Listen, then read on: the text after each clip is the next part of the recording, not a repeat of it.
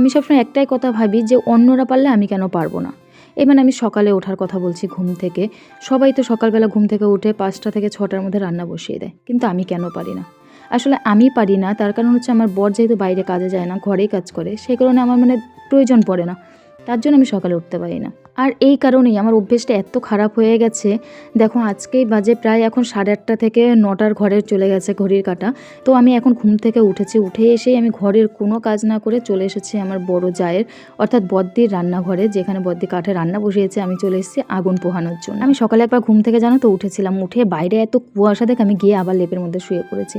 কি করবো বলো এই ঠান্ডার মধ্যে উঠে? আজকে যেভাবে কুয়াশা পড়েছে তাতে আমি মেয়েদেরকে স্কুলেও পাঠাবো না, যে কারণে চাপটা আরও কম। এইদিকে দেখো আমি আগুন পোহাতে পোহাতে কিন্তু বদ্দির মাছটাকেই ভেজে ফেলেছি, আর কত সুন্দর লাগছে দেখতে। আর এখন 9টা বাজে, একটু কুয়াশা দেখো কেমন ভাবে হয়েছে।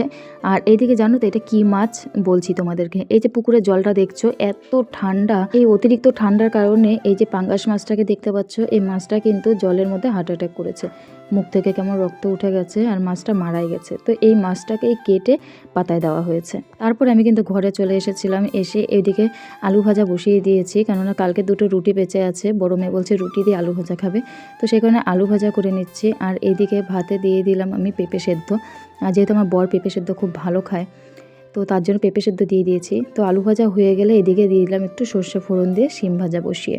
তো এদিকে শিমটাকে দিয়ে দিয়েছি, তার মধ্যে দেখো নুন হলুদ সবটাই দেওয়া হয়ে গেছিলো, তোমাদেরকে আর দেখাতে পারিনি।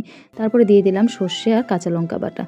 আর এই সর্ষে কাঁচা লঙ্কা বাটা দিয়ে কিন্তু শিম ভাজা ভীষণ ভালো লাগে।